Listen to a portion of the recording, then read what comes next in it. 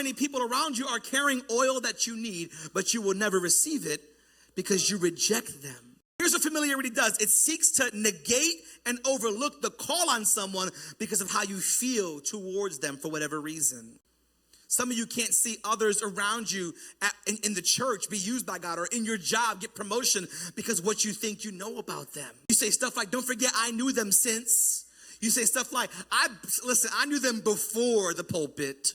That something in their past disqualifies them. If David isn't disqualified after murder and adultery, we're all good. You might say, I know Pastor Mary since the projects when she was just little Mary. And I know this person is sin. What does that got to do with now? What does that got to do with where God has taken them? And until you receive somebody as God has directed them in your life, you can't receive what they have from their life. Familiarity within your marriage might be that because you know all of your husband or wife's flaws, that you don't see them as God sees them, and you're not able to call on them in the place that you need them spiritually. There's some days where I am a husband at home and a dad at home, but there's also days where I have to be the priest of my household, and I have to bring correction to my children and direction to my wife. Some of you wanted a woman of God or a man of God, but when the opportunity comes for them to be used by God, you hold them back and you think they're a hypocrite because you know their biggest mistakes. And when it's time for God to use them, you're looking at them from the sideline.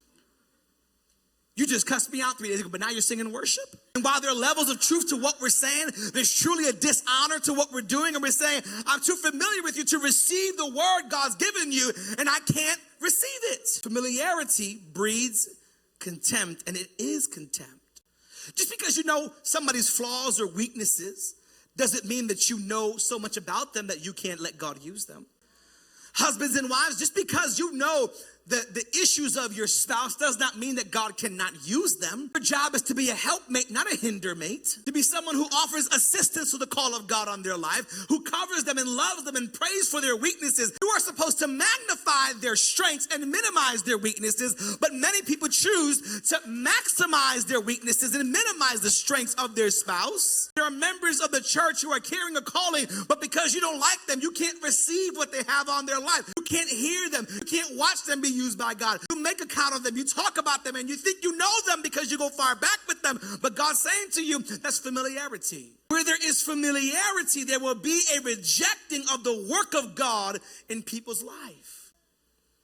How many people around you are carrying oil that you need, but you will never receive it because you reject them?